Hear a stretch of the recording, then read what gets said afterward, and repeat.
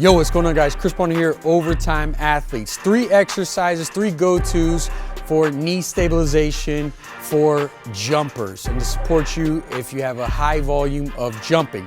Now, typically when I address knee stabilization, a lot of times, guys, I'm looking from the foot or the knee.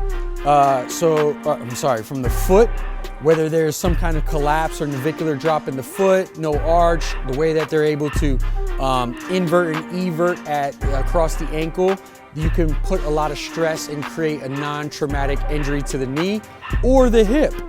If the femur is internally rotating, not externally rotating, when they're sprinting or jumping, there can cause some forms of injury to across that knee. Now, taking that out of the picture and trying to support and increase stabilization across that knee that will obviously support that, I'll get into these drills. Now, one that I've commonly go over that I'll continue to address that I love is gonna be the terminal knee extension.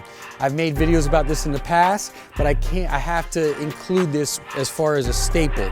You could do this with a cable or you could do this with a band. And essentially all you're doing is you're wrapping the load or the resistance basically at knee level, coming away from the knee, driving away from the knee. And all you're gonna do is you're gonna line your toes up and you're gonna lock your knee out here, driving the heel down. Very simple, working across that kneecap, stabilizing, strengthening the VMO. Really what we're trying to do with these knee stabilization is, the benefits is we're increasing the VMO, which is that teardrop muscle in the quad.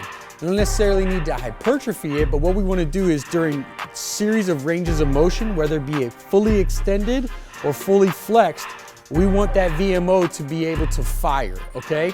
So that's number 1. Number 2, we're gonna go Decel step-ups, okay? So right here, what I wanna see is the athlete will come down and he's gonna sit into it.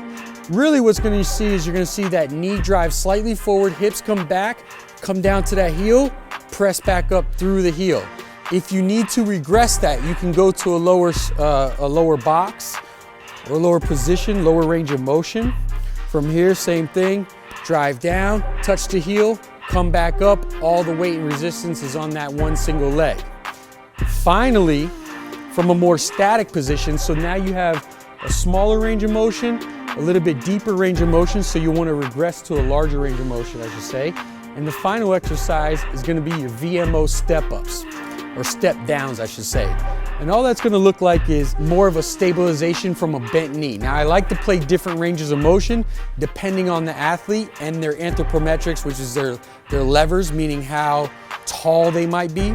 But from this position, what I want to do is I want to sit my hips back, and then locking this leg into place, I want to reach back down, touch the toe, and come back up. So as you can see, this hip and this knee doesn't change. And from this position right here, I'm driving down, touching my toe, and placing that resistance and that load on that leg, which is activating the VMO here. So again, 3 exercises that activate the VMO, increase knee stabilization for you jumpers. Add these into your program, play with them, progress them to bigger ranges of motion, increase the load. I hope that helps. I'll see you guys next time.